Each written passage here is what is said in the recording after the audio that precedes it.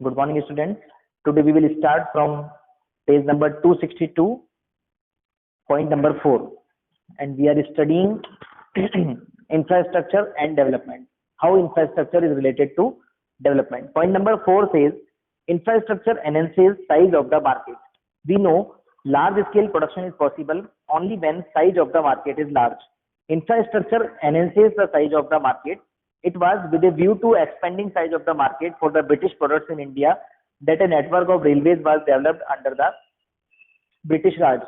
तो इंफ्रास्ट्रक्चर से market size increase होता है, आपके नंबर ऑफ कंज्यूमर्स इंक्रीज होते हैं.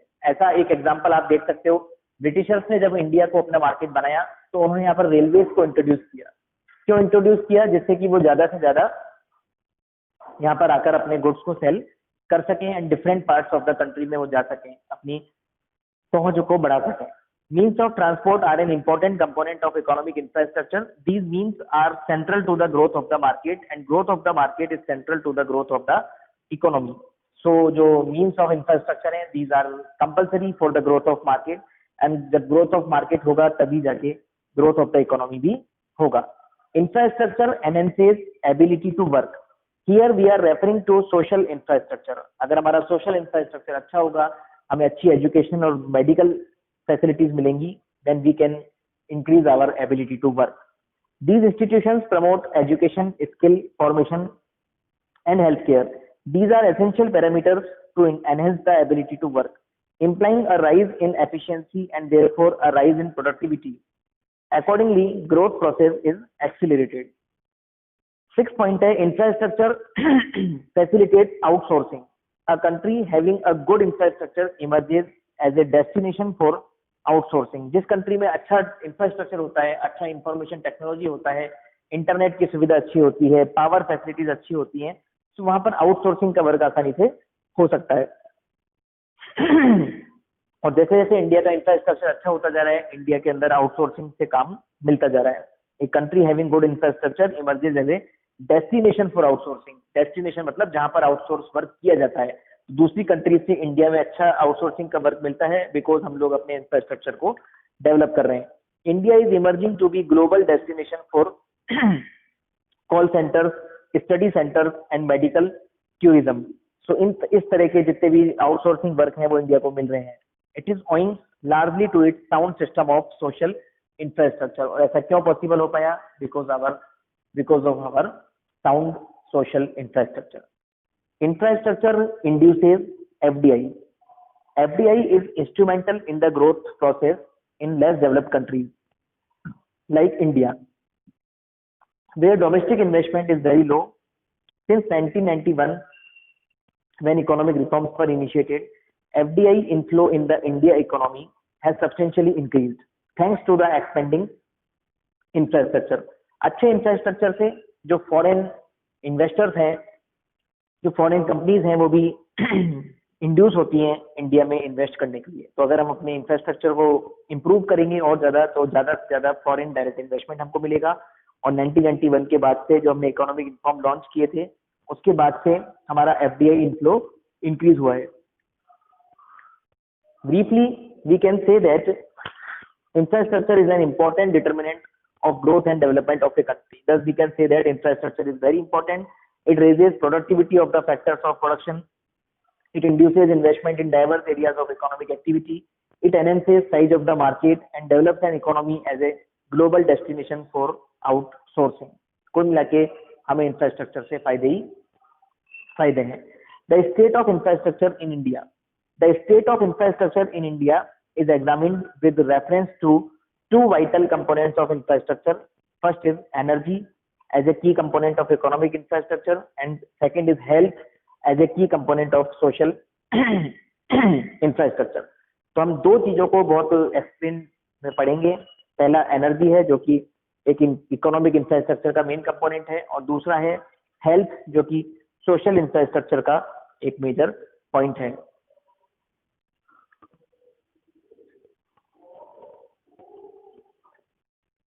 So पहला है energy. Energy is the most important component of economic infrastructure. It is the lifeline of production activity across all sectors of the economy. Energy बहुत जरूरी है. एनर्जी मतलब पावर सप्लाई. पावर हमको मिलती है कोल से, पेट्रोलियम से, इलेक्ट्रिसिटी से, और ये बिजनेस की एक लाइफ लाइन है। प्रोडक्शन बिना एनर्जी के नहीं हो सकता। In the primary sector energy is a critical input to operate tubewells and tractors. अगर प्राइमरी सेक्टर आपको एग्रीकल्चर करना है तो आपके पास ट्रैक्टर के लिए एनर्जी होनी चाहिए और ट्यूबवेल्स को रन करने के लिए इलेक्ट्रिसिटी होनी चाहिए। In the secondary sector energy is the critical input to operate machine. Secondary sector यानी कि इंडस्ट्रियल सेक्टर में भी एनर्जी यानी कि इलेक्ट्रिसिटी बहुत जरूरी है मशीन्स को ऑपरेट करने के लिए। In the tertiary sector energy is crucial input to operate computers. और टर्शियरी सेक्टर में आप देखते हैं बिना कंप्यूटर्स के काम नहीं हो सकता, तो उसमें भी एनर्जी जरूरी है उनको रन करने के लिए। सो हमने देखा कि तीनों ही सेक्टर में energy is a major component of to be used. Next है commercial and non commercial sources of energy. Sources of energy are broadly classified as commercial and non commercial. Coal, petroleum, natural gas and electricity are the important sources of commercial energy, as these goods are largely used for commercial purposes in the factories and farms. They have an established market of sale and purchase. तो commercial energy वो है जो कि commercial purpose के लिए काम में आती है। तो हमारी इंडस्ट्रीज के अंदर क्या काम आता है? Coal, petroleum, natural gas and electricity. So these are commercial sources of energy.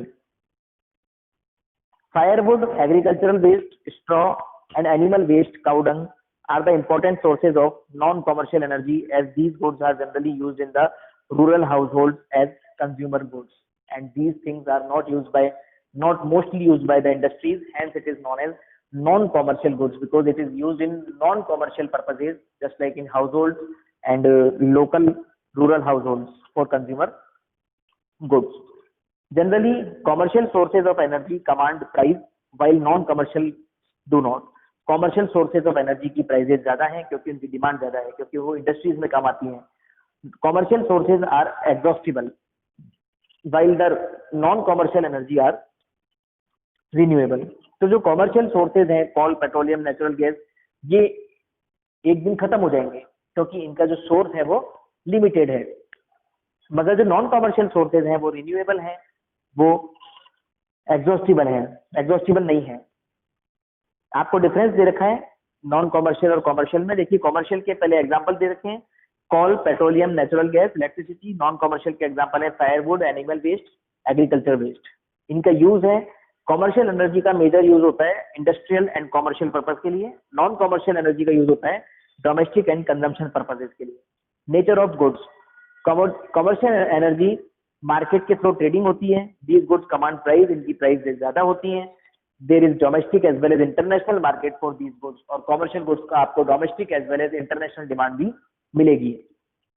जबकि जो नॉन कमर्शियल एनर्जी होती है वो विलेजर्स काम में लेते हैं, एक उनको फ्री में वो मिलती है नेचर से। These goods do not command price, इनकी प्राइसेस ज्यादा नहीं होती हैं। At best there is a local market for these goods, और फिर भी इनका कुछ लोकल मार्केट हो सकता है, इंटरनेशनल मार्केट आपको कभी देखने को नहीं मिलेगा। Conventional and non conventional sources of energy.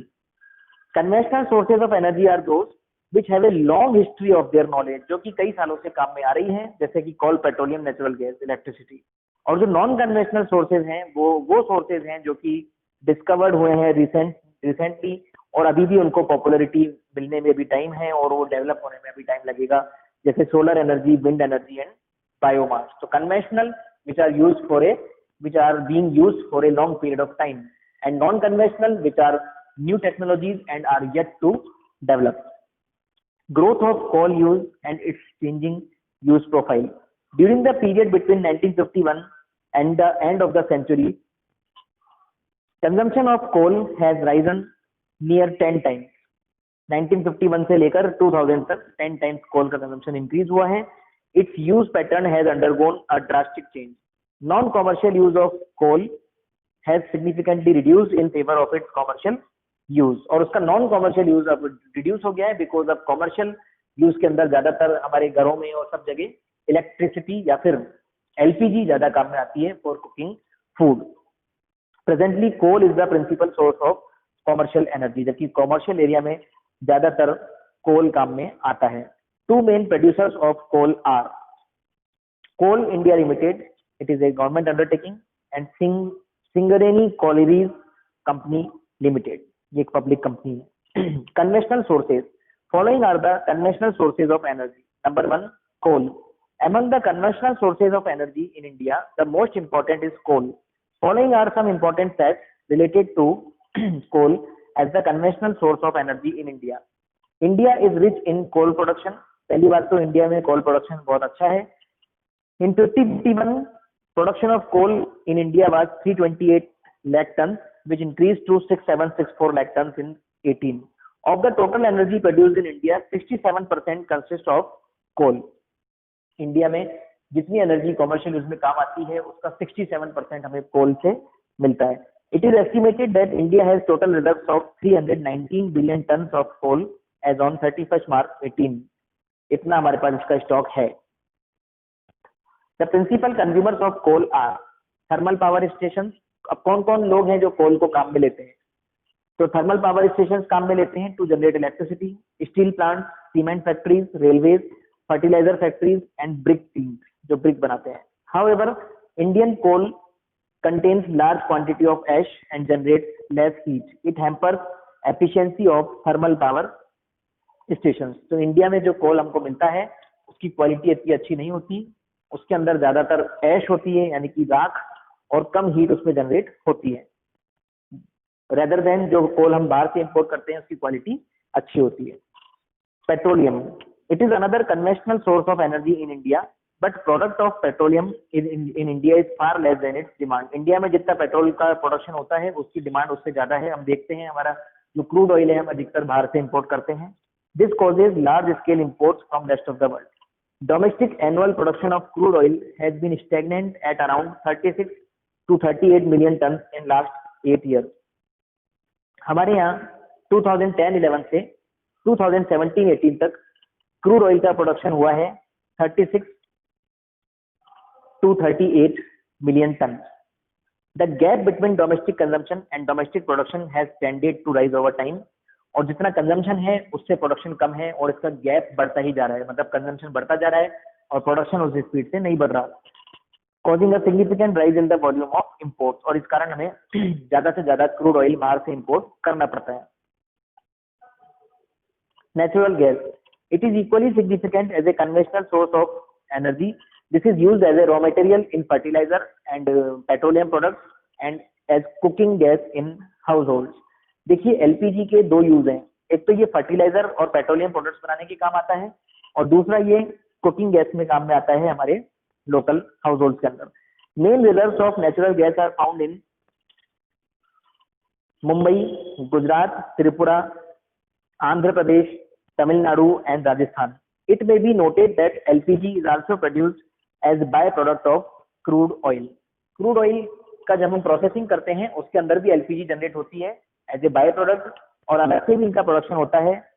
It has a natural gas reserves also in Mumbai, Gujarat, Tripura, Andhra Pradesh, Tamil Nadu and Rajasthan. We have LPG production. How important is gas as a new source of energy?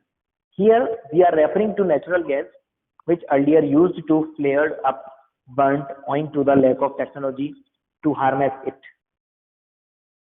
हम natural gas की बात कर रहे हैं जो कि पहले खराब हो जाया करती थी क्योंकि हमें उसको बचाने की टेक्नोलॉजी नहीं थी. That this gas is liquefied and used largely as fuel in the households. It is a main household name. इसलिए एलपीजी का नाम अब बहुत कॉमन हो गया है क्योंकि अब हम उसको सेव करके लिक्विफाइड करके हम घरों में काम में लेते हैं.